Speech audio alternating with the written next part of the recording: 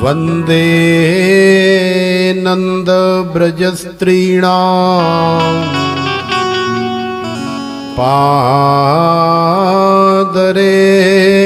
पादरेणुमभीक्ष्णसः यासां हरिकथोद्गीतम्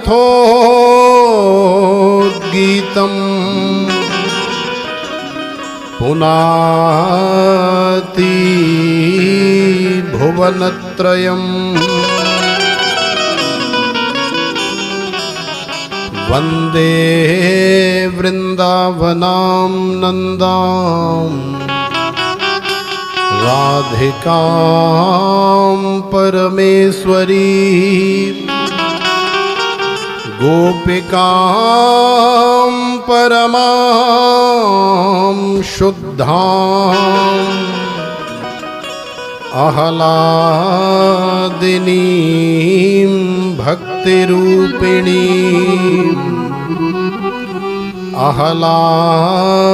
आह्लादिनीं शक्तिरूपिणीं।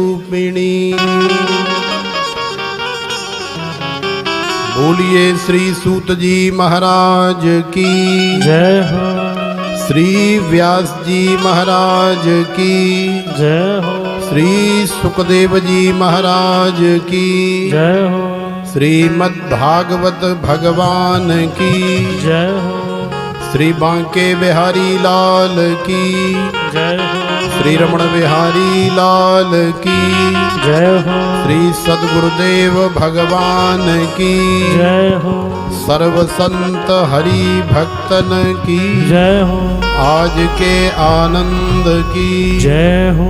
जय जय श्री राधे।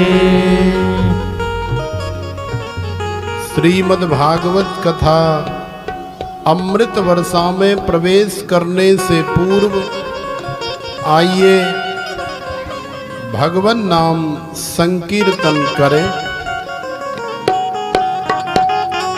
ठाकुर हमरे रमण बिहारी, हम हैं रमण बिहारी के। ठाकुर हमरे रमण बिहारी, हम हैं रमण बिहारी के। ठाकुर हमरे रमण बिहारी, हम हैं रमण बिहारी के। ठाकुर हमरे रमण बिहारी, हम हैं रमण बिहारी के। साधु सेवा धर्म हमारा, कामन दुनियादारी से। साधु सेवा धर्म हमारा, कामन दुनियादारी से। साधु सेवा धर्म हमारा, कामन दुनियादारी से। साधु सेवा धर्म हमारा, कामन दुनियादारी से। कोई भला कहे चाहे बुरा कहे, हम हो चुके रमण बिहारी के।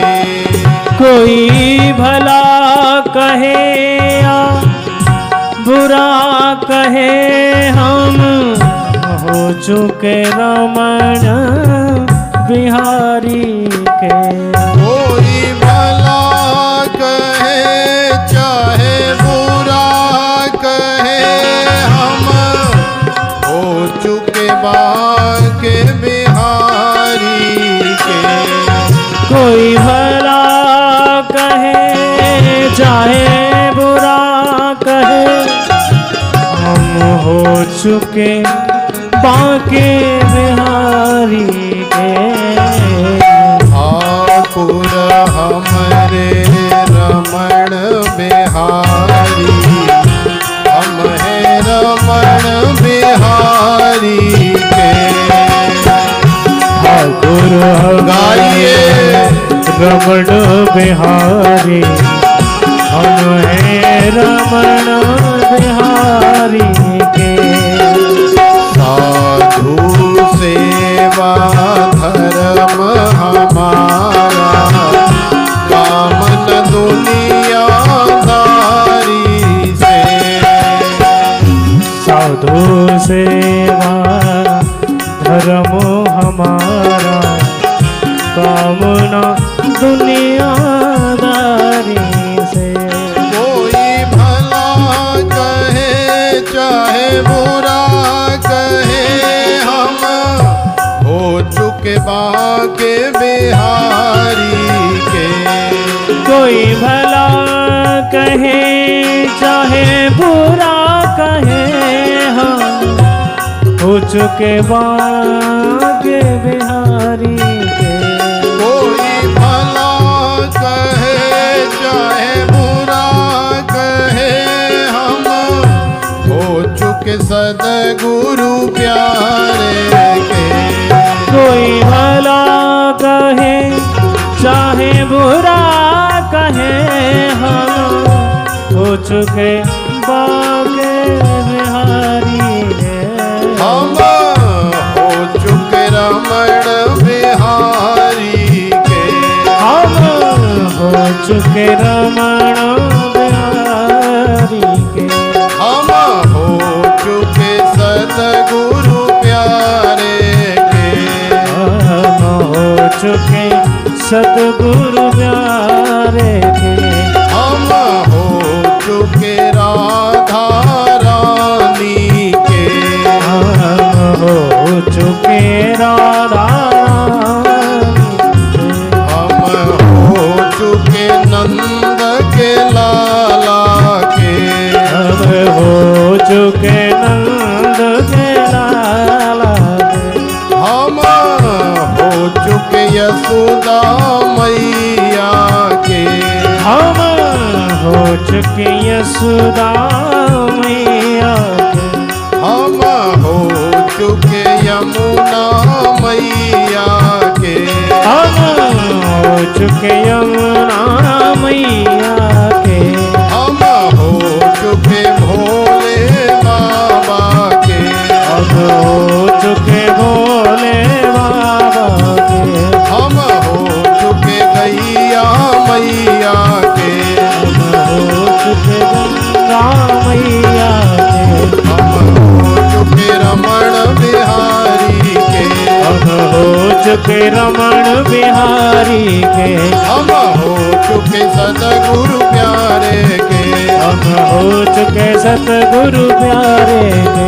हम हो चुके रमण बिहारी के। हम हो चुके रमण बिहारी के। बोलिए श्री रमण बिहारी लाल की जय हो। श्री बांके बिहारी लाल की जय हो। किशोरी श्री राधिका रानी की जय हो। आज के आनंद की जय हो। जय जय श्री राधे श्याम। परम सौभाग्य का विषय है, परम हर्ष का विषय है। मानव जीवन का कल्याण करने के लिए इस गुरुग्राम में बसई में बैठ करके हम लोग श्रीमद् भागवत की कथा श्रवण कर रहे हैं। श्रीमद् भागवत की कथा जैसा कि हम सब लोग जान चुके हैं, कोई साधारण कथा नहीं है। जिस सत्संग के लिए संत महापुरुष बड़े बड़े विद्वान हमें बताते हैं, वास्तव में भगवान की कथा ही सत्संग है। सतसंगत्वे नेह संगत्वम नेह संगत्वे निर्मोहत्वम निर्मोहत्वे निश्चल तत्वम निश्चल तत्वे जीवन मुक्ति। तो देखो, जिस सत्संग की बात वेद में, पुराणों में और शास्त्रों में करी गई है, वो सत्संग कोई और नहीं, क्योंकि भगवान ही वास्तव में सत्य है। तो भगवान से जो जुड़ा हुआ हो, जो बार बार हमें भगवान का स्मरण दिलाए, जो बार बार हमें भगवान की याद दिलाए, वही वास्तव में सत्संग है। तो प्रेम से बोलो राधे राधे।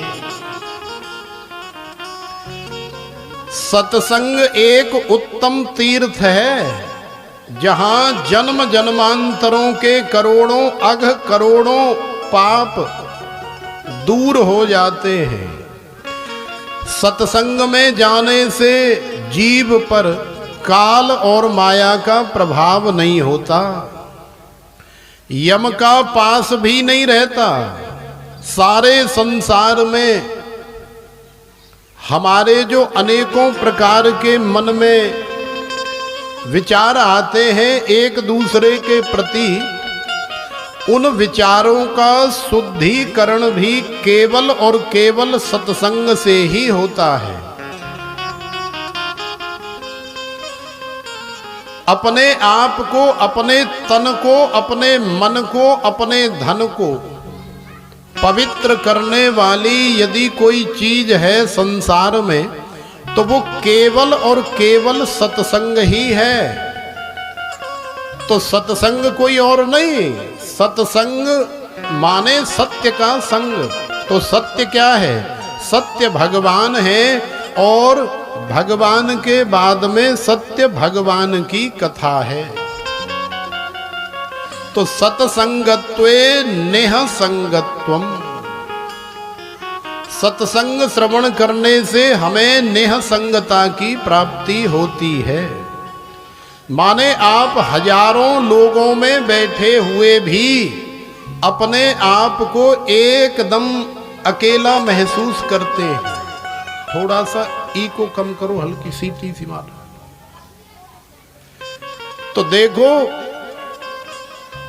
हजारों लोगों में भी बैठ करके आपको ऐसा लगे कि मैं और केवल भगवान ये दो ही बैठे हैं, और हमारे आस पास दाएं बाएं ऊपर नीचे कोई नहीं है। तो ये सत्संग का प्रभाव है। सत्संग से नेह संगता की प्राप्ति होती है। और यदि नेह संगता हमारे जीवन में आ गई तो नेह संगत्वे निर्मोहत्वम, फिर निर्मोहता की प्राप्ति होती है। तो भैया ये निर्मोहता क्या है? निर्मोहता माने संसार में जो अनेकों जगह हमारा मोह लगा हुआ है, पुत्र में, पुत्री में, नाती में, पोते में, धन में, दौलत में, वो लगाव तो रहेगा, लेकिन साथ साथ हमें ये भी ज्ञान रहेगा कि वास्तविकता यही है कि संसार में सब कुछ होते हुए भी मेरा कुछ नहीं है। मुझे भी एक दिन इस संसार को छोड़ करके जाना है। तो प्रेम से बोलो राधे राधे। तो ये है निर्मोहत्वम। और यदि निर्मोहत्व की आपको प्राप्ति हो गई तो निर्मोहत्वे निश्चल तत्वम, फिर आपको निश्चल तत्व की प्राप्ति हो जाएगी। और निश्चल तत्व की प्राप्ति होने के बाद फिर जीवन मुक्ति, ये एक प्रकार से क्रम है। माने फिर जीवन मुक्ति आपकी सहज ही हो जाएगी। तो प्रेम से बोलो राधे। तो देखो भगवान की कथा कितनी आनंदमय कथा है। इस कथा का हम लोग आनंद पूर्वक, बड़ी प्रसन्नता पूर्वक श्रवण करें, क्योंकि इसी से हमारे जीवन में मंगल होगा। एक मछली जो सदैव गंगा जी के जल में रहती है, अनेकों वर्षों से रहती है, लेकिन फिर भी उसे जल की शीतलता का अनुभव नहीं होता। और जब कोई गर्मी से झुलसा हुआ प्राणी या जीव गंगा मैया के अंदर स्नान कर ले, तो उसे बड़े आनंद की अनुभूति होती है, उसे बड़ी शीतलता की प्राप्ति होती है। तो देखो, मछली तो हमेशा जल में ही रहती है, फिर भी उसे शीतलता अनुभव नहीं हो रही। क्योंकि जहां पर भाव होता है, भाव में हम लोग ऐसे बह जाते हैं, और जहां पर अभाव होता है, अब जैसे मान लो गुरुग्राम से चाहे कोई कितनी भी कड़ाके की सर्दी में, ठंड में हरिद्वार गया, और हरिद्वार में जाकर के गंगा मैया का दर्शन किया, तो उसका मन करेगा कि भाई हरिद्वार आए हैं, फिर न जाने कब हमें ऐसा अवसर मिलेगा, कब ऐसा मौका मिलेगा। तो क्यों न, भले कितना भी ठंडा जल हो, लेकिन फिर भी गोता लगाए बिना वो वापस नहीं आएगा, गोता लगा करके ही आएगा। और गंगा मैया का न जाने कितनी बार स्मरण करेगा, उनको वंदन करेगा। तो ठीक उसी तरह से भगवान गोविंद की कथा है। जब हम तापत्रय से झुलस रहे होते हैं, 3 प्रकार के तापों से तपित होते हैं, तब सारे संसार में न जाने कहां कहां हम लोग भटकते हैं। शायद यहाँ जाने से हमें लाभ होगा, शायद यहाँ जाने से हमें सुख चैन मिलेगा, लेकिन जब कहीं भी शरण नहीं मिलती, कहीं भी लाभ नहीं मिलता, कहीं भी शांति नहीं मिलती, तो फिर आखिरकार भगवान की कथा या भगवान के सन्मुख हम लोग मंदिर में जाते हैं, और वहाँ जाकर के जो शांति मिलती है, जो संतोष मिलता है, जो आनंद मिलता है, वो फिर सारे संसार में हमें कहीं भी नहीं मिलता। तो प्रेम से बोलो राधे राधे राधे। धन कहता है मुझे जमा कर, और कैलेंडर कहता है भैया मुझे रोज पलट। समय कहता है मुझे प्लान कर, और भविष्य कहता है कि मुझे जीत ले। सुंदरता कहती है मुझे प्यार कर, लेकिन हमारी किशोरी राधिका रानी तो केवल इतना ही कहती है, भैया तू मेरे बांके बिहारी से, मेरे रमण बिहारी से सच्ची श्रद्धा से, प्रेम से केवल और केवल विश्वास कर। केवल विश्वास से ही भगवान की अनुभूति तुझे जीवन में देखने को मिलेगी,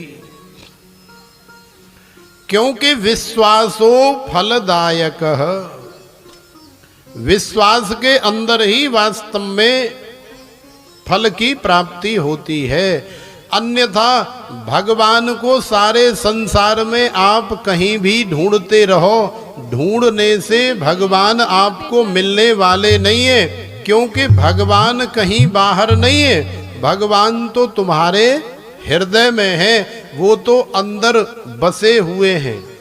लेकिन उन्हें अंदर से बाहर जीवन में अनुभूत करने के लिए, बाहर देखने के लिए आपके हृदय में प्रेम चाहिए।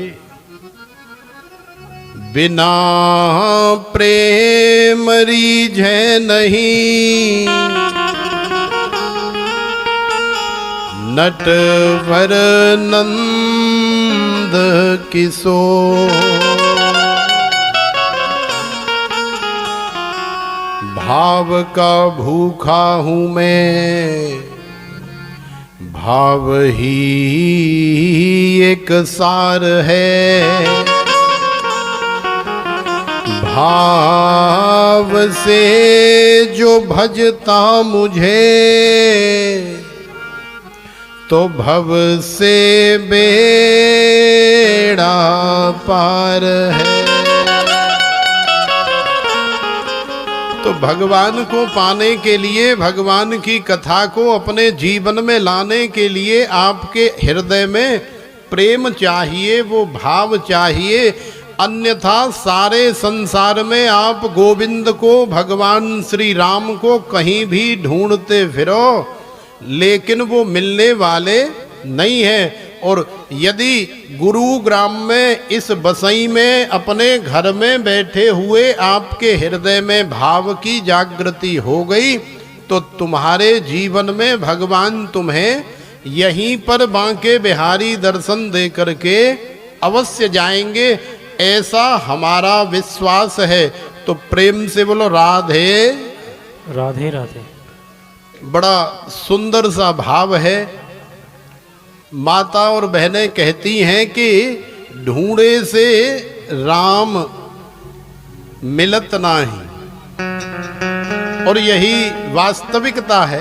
ढूंढने से कहीं भगवान थोड़े ही मिलते हैं, भगवान को प्रकट करने के लिए तो भाव चाहिए। तो आइए अपने हृदय के अंदर हम लोग भाव की जागृति करें, इस भाव के माध्यम से उसके बाद फिर भगवान की कथा में हम लोग प्रवेश करेंगे।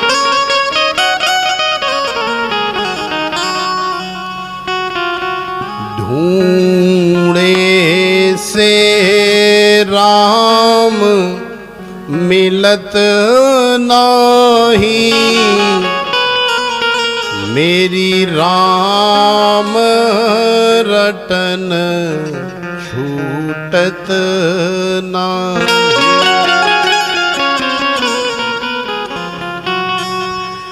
ढूंढे से राम मिलत नाही, मेरी राम रतन छूटत नाही। ढूंढे से राम मिलत नाही, मेरी राम रतन छूटत नाही।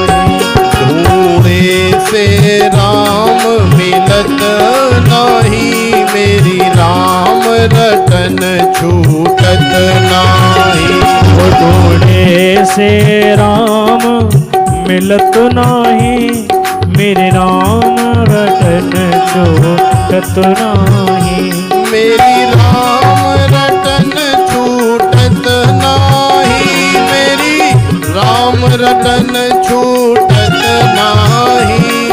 मेरी राम रटत छूटत नाही, मेरी राम रटन छूटत नाही।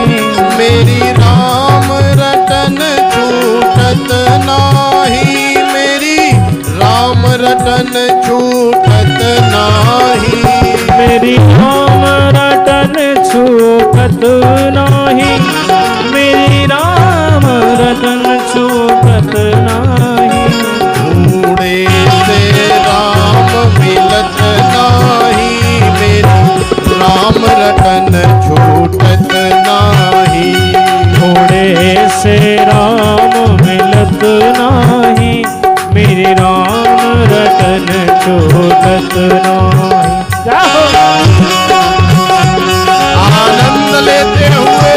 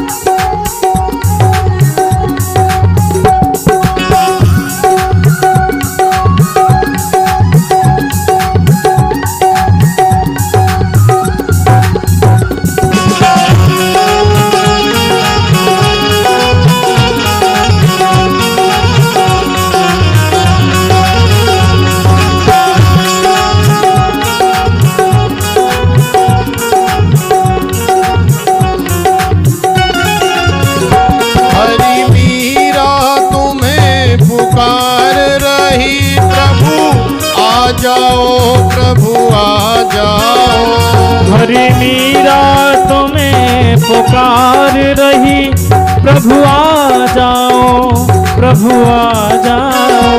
प्रभु मीरा तुम्हें पुकार रही, प्रभु आ जाओ, प्रभु आ जाओ। हरि मीरा तुम्हें पुकार रही, प्रभु आ जाओ, प्रभु आ जाओ। प्रभु तुम बिन जहर मिलत नाही, मेरी राम रतन छूटत नाही। ओ प्रभु तुम बिन जहर मिलत नाही, मेरी राम रतन छूटत नाही। ढूंढे से राम मिलत नाही, मेरी राम रतन छूटत नाही। प्रभु तुम बिन राम मिलत नाही, मेरे राम रतन छूटत नाही। ताली सेवा करते हुए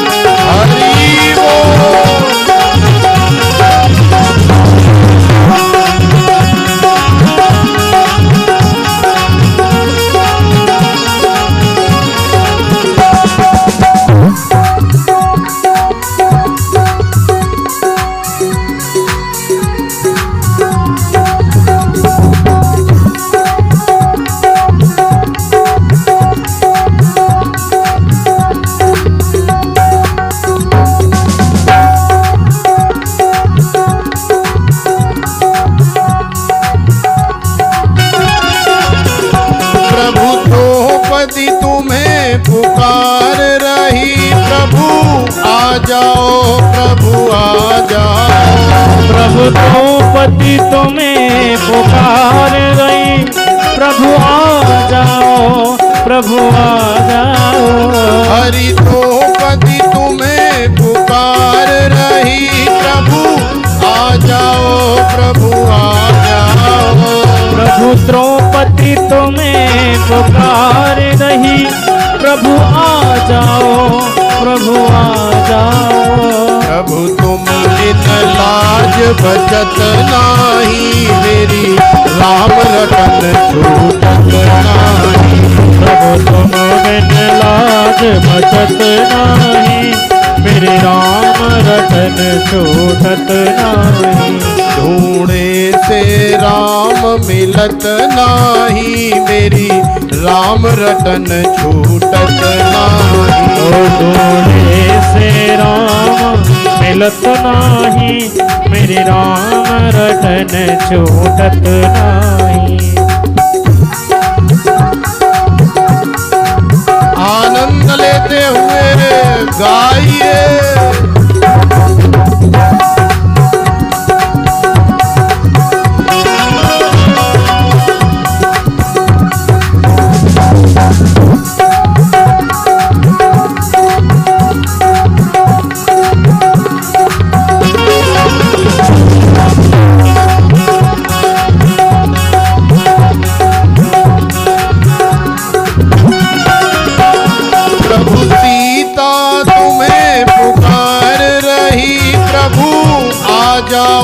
प्रभु आ जाओ। प्रभु सीता तुम्हें पुकार रही, प्रभु आ जाओ, प्रभु आ जाओ।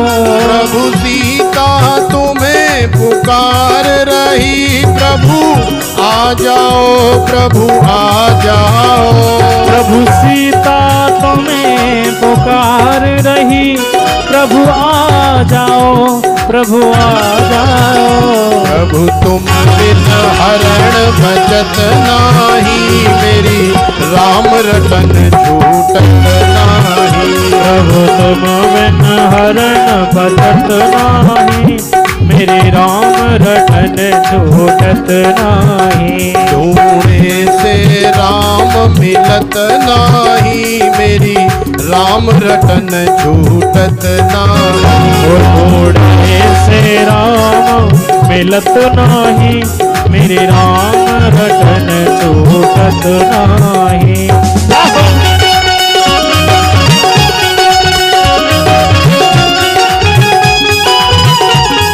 आनंद से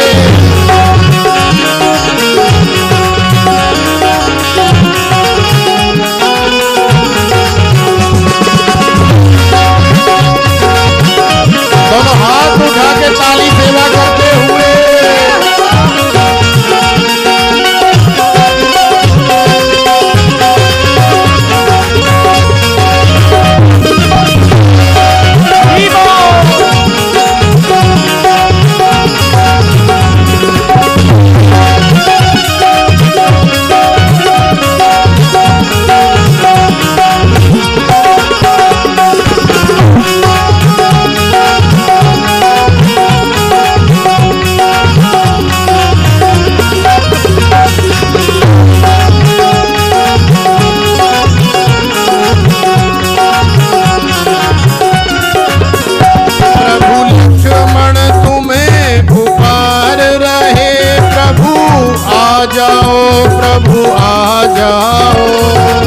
लक्ष्मण तुम्हें पुकार रहे, प्रभु आ जाओ, प्रभु आ जाओ।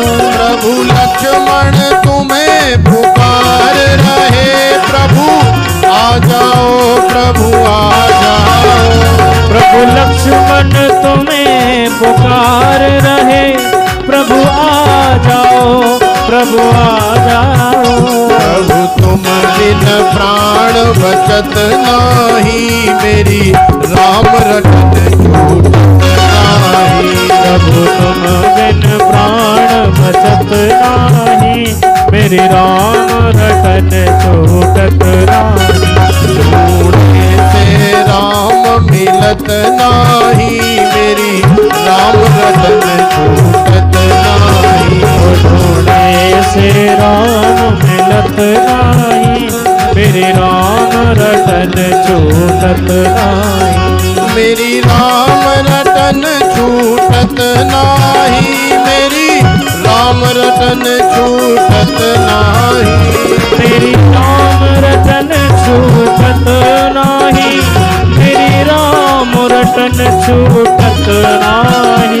ढूंढे से राम मिलत नाही, मेरी राम रटन छूटत नाही। ढूंढे से राम मिलत नाही, मेरे राम रटन छूटत नाही।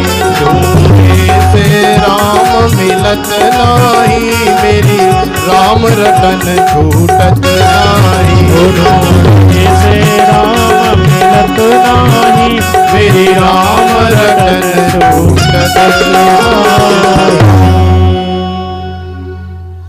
ढूंढे से राम मिलत नाही, मेरी राम रटन छूटत नाही। तो देखो कितना सुंदर भाव है। भगवान को आप सारे संसार में कहीं भी ढूंढने का प्रयास करो, कहीं भी खोजने का प्रयास करो, कोई फायदा होने वाला नहीं है। जब तक तुम्हारे हृदय में भाव की, प्रेम की जागृति नहीं होगी। कस्तूरी मंडल बसे, हिरन फिरे जग माहे। कस्तूरी हिरन के अपने मंडल, अपने पेट में ही बसती है। उसकी नाभि में कस्तूरी होती है। एक ऐसा हिरन होता है जंगल में, जिसकी नाभि में कस्तूरी होती है, और उस कस्तूरी की सुगंधी इतनी आकर्षित करने वाली होती है कि वो बेचारा उस सुगंधी को लेकर के सारे संसार में ढूंढता हुआ फिरता है। वो जहां जहां जाता है, जैसे जैसे जाता है, उसे चूंकि उसके अपने ही पेट में, अपनी ही नाभि में कस्तूरी है तो सुगंधी तो उसे आएगी ही। तो वो कहीं भी दौड़ता हुआ जाता है, सुगंधी उसका पीछा नहीं छोड़ती, सुगंधी आती है। और हिरन सोचता है कि शायद और आगे है, और आगे है, और दाएं हैं, और बाएं हैं, लेकिन हिरन दौड़ते दौड़ते पसीना हो करके और पछाड़ खा के गिर जाता है और अटैक हो करके मर जाता है। लेकिन फिर भी उसे कस्तूरी की प्राप्ति नहीं होती। क्यों? क्योंकि उसे इस बात का ज्ञान नहीं है कि कस्तूरी मेरी नाभि में है और यहीं से सुगंधी आ रही है। लेकिन भैया वो तो हिरन है। अरे हम लोग कोई हिरन या हिरनी थोड़ी है, हमें तो ज्ञान है कि परमात्मा गोविंद गोपाल बांके बिहारी रमण बिहारी रास बिहारी कुंज बिहारी हमारे अपने हृदय में है, हमें ज्ञान है। तो हमें हिरन की तरह दौड़ने की, भटकने की और पछाड़ खा करके गिर के मरने की आवश्यकता नहीं है। हमें तो केवल कथा के माध्यम से उस ज्ञान को प्राप्त करने की आवश्यकता है जो हिरन को नहीं है।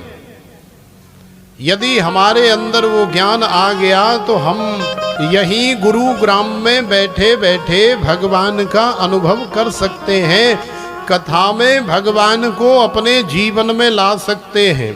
तो प्रेम से बोलो राधे राधे। नैमिषारण्य की परम पावन भूमि पर श्रीमद् भागवत की कथा चल रही है। श्री सूत जी महाराज शौनक आदि 88,000 ऋषि मुनियों से कह रहे हैं, भैया ये उस समय की बात है जब राजा परीक्षित को श्राप लगा। और राजा परीक्षित को श्राप लगा तो राजा परीक्षित को अपनी मृत्यु का बोध हो गया, ज्ञान हो गया कि मैं 7 दिन के बाद मरने वाला हूं। तो राजा परीक्षित ने अपने कल्याण का मार्ग प्रशस्त करने का प्रयास किया कि नहीं? क्या हमें नहीं पता है कि हम भी मरेंगे? भाई राजा को तो पता लग गया कि मैं मरूंगा, तो अपने कल्याण का मार्ग प्रशस्त करने के लिए राजा परीक्षित कोई साधारण सम्राट नहीं है, चक्रवर्ती सम्राट हैं। माने ये जो संपूर्ण धराधाम है ये सारा राजा परीक्षित के अंडर में ही कार्य करता है। तो सारी मही के एकमात्र चक्रवर्ती सम्राट राजा परीक्षित हैं। उनके अंडर में लाखों करोड़ों छोटे छोटे राजा कार्य करते हैं, जैसे हमारे देश का प्रधानमंत्री। और फिर प्रधानमंत्री के बाद कितने मंत्री, कितने सचिव, कितने संतरी, और फिर एमएलए और एमपी और प्रधान, और न जाने क्या क्या व्यवस्था होती है संसार को चलाने के लिए। लेकिन मुख्य कौन है? असली फैसला कौन लेगा? तो असली फैसला तो प्रधानमंत्री ही लेंगे। जैसे 2016 में मोदी ने फैसला ले लिया। काहे का फैसला ले लिया?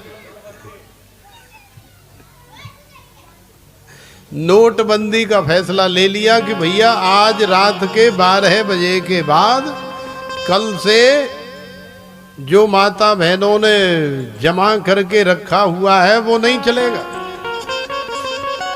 और टाइम दे दिया कि इतनी मोहलत है, इतना टाइम है, इतने के अंदर सब बाहर निकालो। तो कई तो बेचारी पछाड़ खाए गई, घबराए गई। हे भगवान, अब क्या होगा? अब तो हमारी सबरी पोल पट्टी खुल जाएगी। भाई इसमें गलती माता बहनों की भी नहीं है। किसी के पास 10 लाख हैं, किसी के पास 15 हैं, किसी के पास 20 हैं, किसी के पास 50 हैं।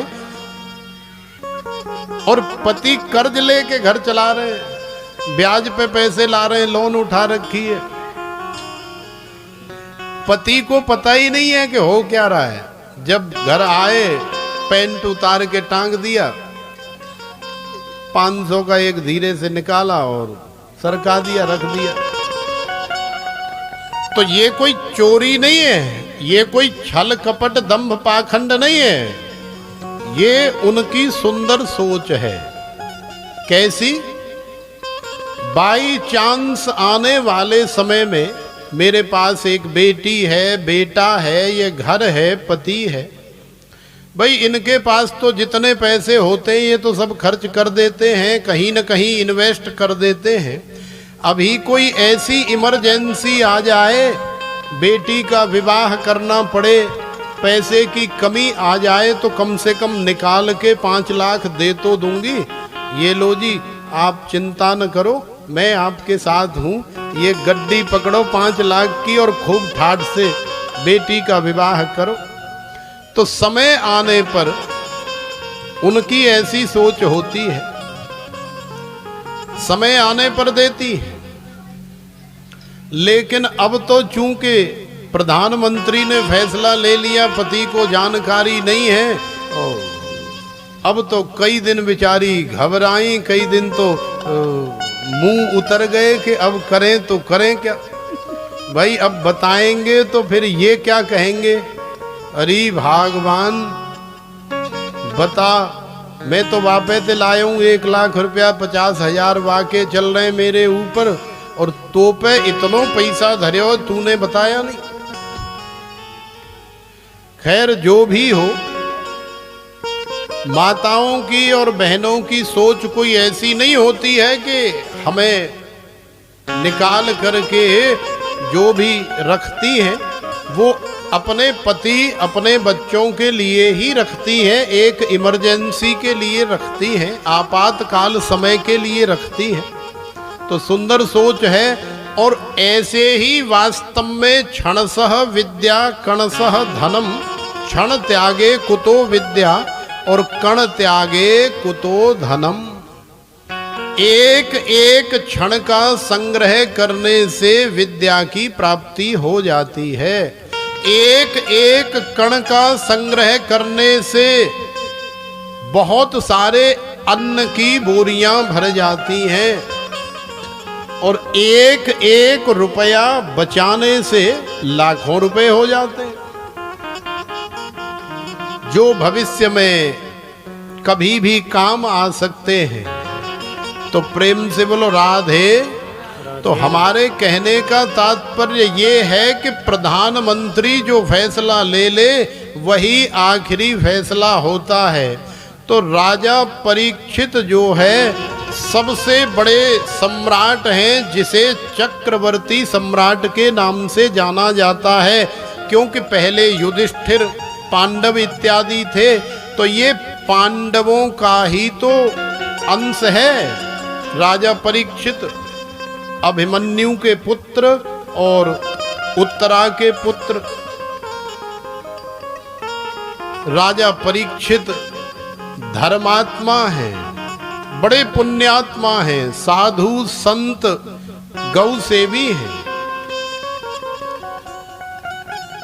लेकिन आज जब पता लगा कि मैं 7 दिन में मरने वाला हूं, तो राजा परीक्षित ने अपना राजपाट सब छोड़ दिया, अपने पुत्र जन्मेजय को राज्याभिषिक्त कर दिया, और सब कुछ छोड़ करके पत्नी, बच्चे, धन, वैभव सब छोड़ दिया, और छोड़ करके साथ में केवल लोटा, लंगोटा और सोटा, ये 3 चीज ले करके निकल पड़े।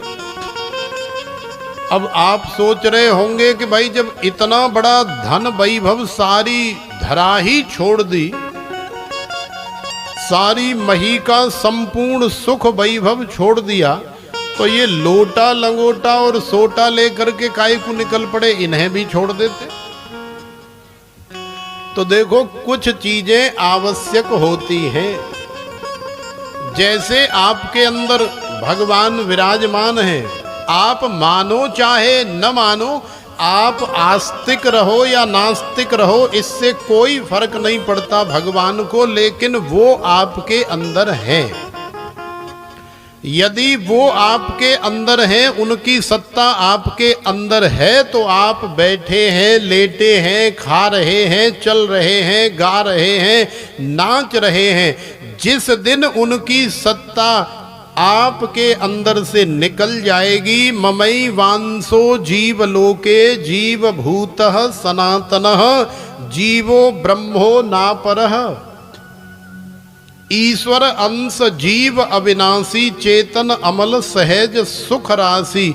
माने जिस दिन परमात्मा का वो अंश आपके अंदर से निकल जाएगा, फिर आपकी कोई वैल्यू नहीं, फिर आपकी कोई सत्ता नहीं। सब कुछ ज्यों का त्यों धरा का धरा ही रह जाता है इस धराधाम पर। तो प्रेम से बोलो राधे। फिर आप न खा सकते हैं, न पी सकते हैं, न बैठ सकते हैं, न चल सकते हैं, न गा सकते हैं, न नाच सकते हैं, माने कुछ भी नहीं करते।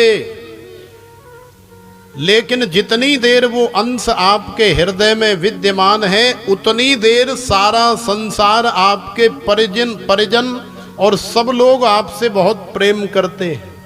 अरे देखो तो सही भैया कितने सुंदर हैं, देखो तो सही कितनी सुंदर है। लेकिन जिस दिन वो परमात्मा का अंश हमारे अंदर से निकल जाता है, तो फिर तो 2, 4, 6 घंटे 10 घंटे रखना भी घर में बड़ा भारी पड़ जाता है।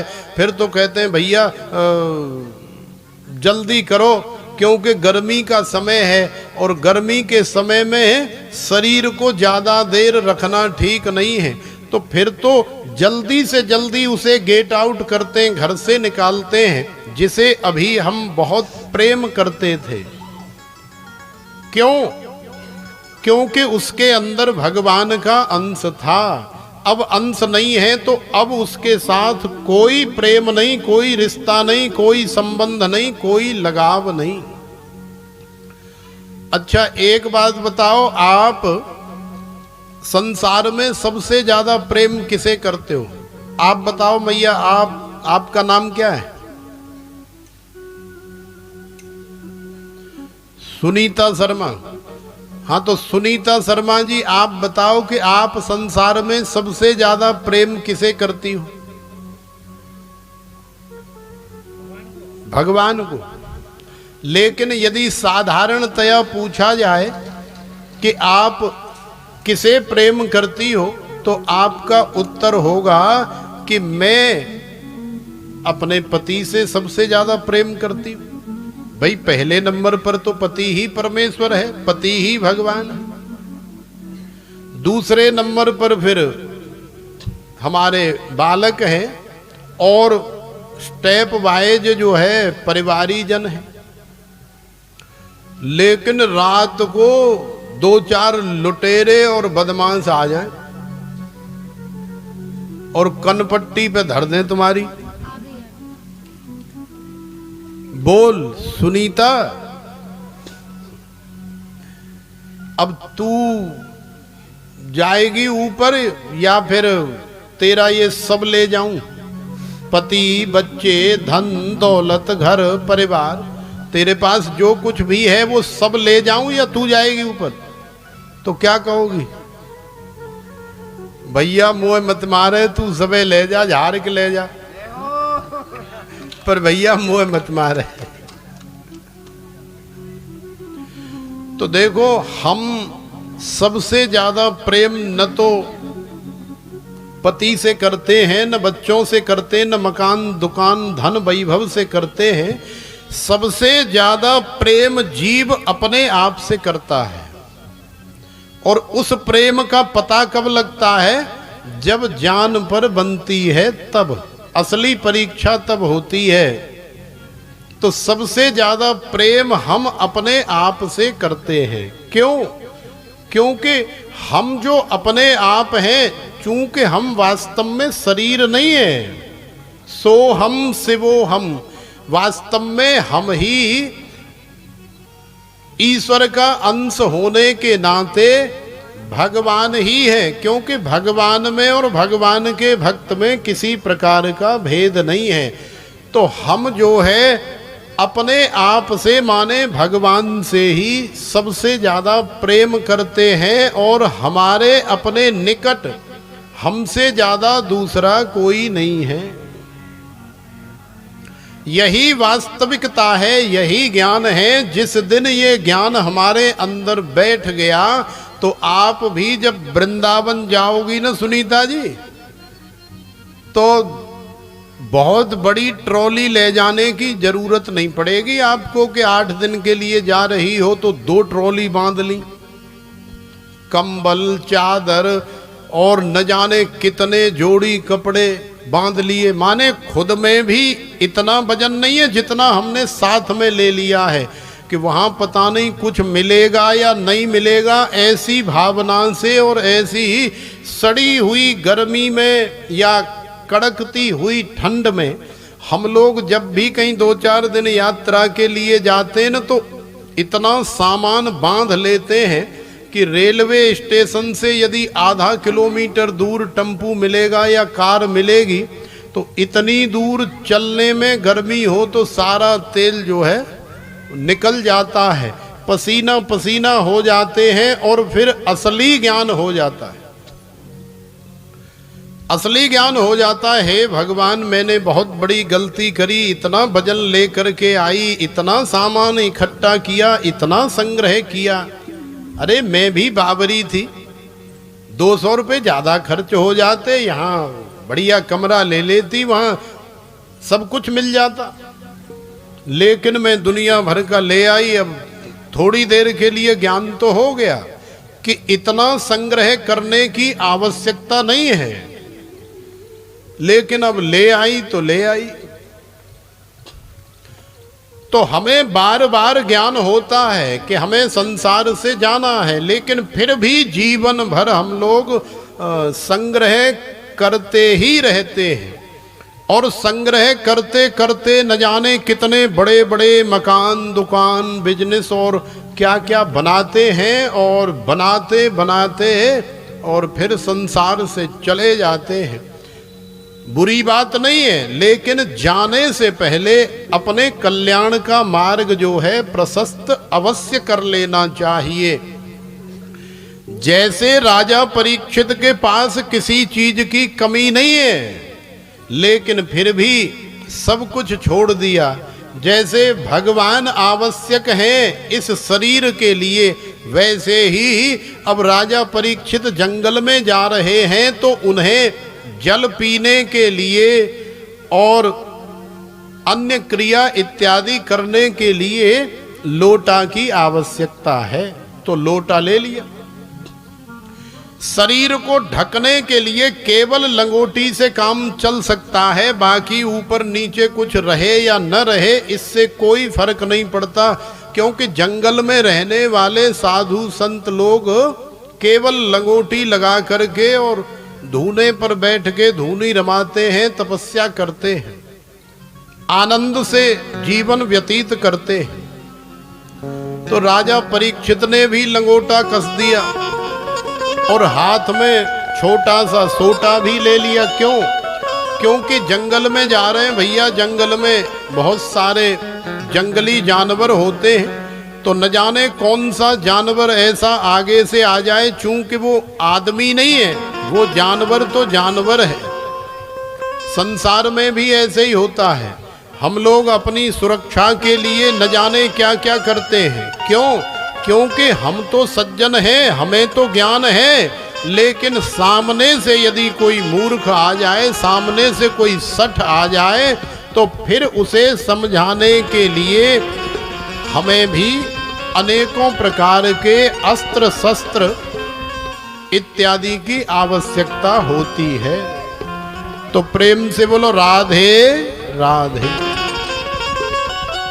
देखो, पृथ्वी पर कोई भी व्यक्ति ऐसा नहीं है जिसके जीवन में कोई न कोई समस्या न हो, कोई भी जीव ऐसा नहीं है। लेकिन महापुरुष कहते हैं भैया, पृथ्वी पर किसी भी जीव की कोई भी ऐसी समस्या नहीं है जिसका श्रीमद् भागवत कथा के माध्यम से समाधान न हो, जिसका निराकरण न हो। आपकी कोई भी समस्या है, वो सारी समस्याओं का समाधान है श्रीमद् भागवत की कथा। तो राजा परीक्षित निकल करके और मां भगवती गंगा के परम पावन तट पर विराजमान हो गए। क्योंकि राजा परीक्षित धर्मात्मा है, दिव्यात्मा है, पुण्यात्मा है, साधु संत ब्राह्मण सेवी हैं, तो राजा परीक्षित के दुख को देख करके संत महापुरुषों के हृदय में भी बड़ा दुख हुआ, बड़ी वेदना हुई, बड़ा कष्ट हुआ। और संत महापुरुष चले आए, बड़े बड़े ऋषि मुनि, बड़े बड़े महात्मा, बड़े बड़े तपस्वी, ध्यानी, ज्ञानी बहुत आए, 20,000 की संख्या में आए। हे राजन, हमें पता लगा है कि आप 7 दिन में मरने वाले हो। हाँ गुरुदेव, आप सही कह रहे हैं, मुझे पता लगा है, मुझे ज्ञान हो गया है, इसलिए मैं सब कुछ छोड़ करके चला आया हूं। मेरे कल्याण का मार्ग प्रशस्त करो। तो संत महात्माओं ने आपस में विचार विमर्श किया, सब एक दूसरे से चर्चा करने लगे। बोले भाई, हमें तो इतने 1000 वर्ष हो गए तपस्या करते करते, किसी को लाखों वर्ष हो गए, किसी को करोड़ों वर्ष हो गए, लेकिन अभी तक हमारा अपना कल्याण तो हुआ नहीं। अब राजा का कल्याण केवल 7 दिन में, ऐसा कौन सा कर्म बताएं, ऐसा कौन सा काम बताएं जिसके माध्यम से हो जाए। तो सब लोग सोच विचार कर रहे हैं, लेकिन कछु समझ में ना आ रही कि जा राजा पे 7 दिन ऐसो कहा करवा में जिससे राजा का कल्याण हो जाए। श्री सूत जी महाराज कह रहे, हे राजन, भगवान गोविंद का जो भक्त होता है, भगवान गोविंद की कृपा जिसके ऊपर होती है, तो ये राजा परीक्षित भी कोई साधारण नहीं है। उत्तरा के गर्भ में जब राजा परीक्षित थे, तो उस समय अश्वत्थामा ने पांडवों का वंश नाश करने के लिए ब्रह्मास्त्र का प्रयोग किया। ब्रह्मास्त्र जब उत्तरा के गर्भ को जलाने लगा, भस्म करने लगा,